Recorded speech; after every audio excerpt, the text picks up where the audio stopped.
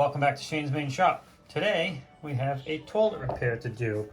So if you have a situation where this is no longer flushing, then we got to put a new one on. So I'm going to show you how to do that today. So I ordered a new handle here, but let me just take the back of this off, and I just got a towel laying here. Shouldn't get any water or anything. This just lifts right off, so you can see, hopefully, let me move the camera. You can see, here's the handle right here, and it's supposed to be hooked, this is supposed to be hooked to it, so when you flush it, it pulls up on the stopper at the bottom of the tank, which opens it up and lets the water out and flushes the toilet. But you can see this broke off from the back side of this, so we're going to replace it with a new one. So while I was waiting for the new one to come in, we just hooked this on here so we can pull up on it to flush the toilet. Now I bought a metal one this time with a metal rod, so this one's plastic as you can see, and it's just got a plastic end, and that's what broke.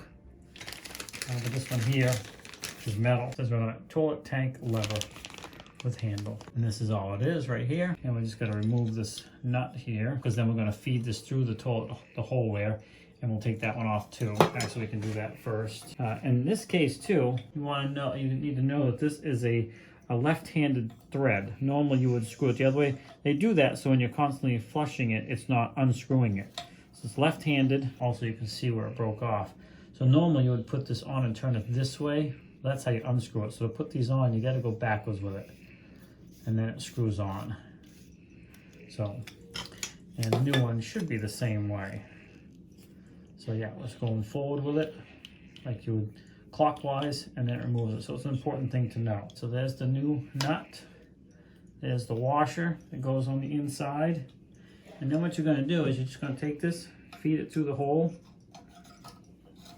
You may have to move things around a little bit.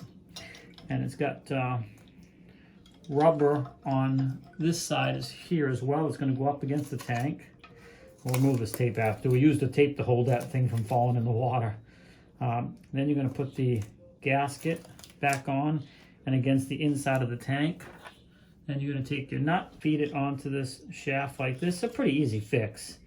And then you're going to just, again, counterclockwise and pretty much hand tighten this. You don't have to crank this down.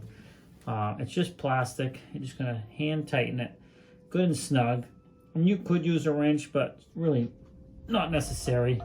It squats that rubber down pretty good. Then we got to take and just connect the strap that goes down to the rubber stopper. So this one here, you can see it hooks. There's a little hook on the end that it hooked into. The other one is just a shaft. So it should slide on the end, and then we'll have to put something to keep it from coming off. But that has little holes in it, so we can put a little nut and bolt to stop that from sliding off. Let me get the camera close here so you can see what I'm talking about. What I'm talking about is this right here. So this, I just slipped it on the end of the shaft, and there's multiple holes in that shaft that I can put a small bolt and nut in so it can't slide back off. And then when you pull down on this, it pulls up on that stopper and flushes the toilet. Yeah, I'm wiggling it around. It's really not, it's not moving at all. So it may not do anything. That way we can adjust if we have to. So really that's all there is to it. You could put a nut and washer, a little bolt through one of those holes to stop it from sliding off. But in our case, that is not moving at all. So I think we're just going to leave it just like that and call it good. And then all you got to do is return the cover back on the back of the tank.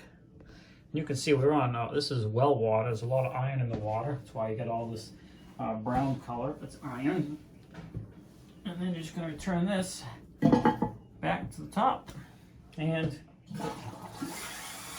we're good to go. Alright, so this is just a quick toilet handle replacement. So it's pretty easy fix. Pretty simple to do. I mean, less than 5 minutes and you're back together and throw away the old stuff. Hopefully you found this video helpful. Please like, subscribe, and comment. Some of the best ways you can help me out. Also, there's some links in the description if you want to take it a step further and support the channel that way. As well, there'll be a link in the description for the handle that I bought for this toilet, which is pretty universal. You can use it on pretty much any toilet for the most part, but double check for your application. Have a great day, and we'll see you in the next video.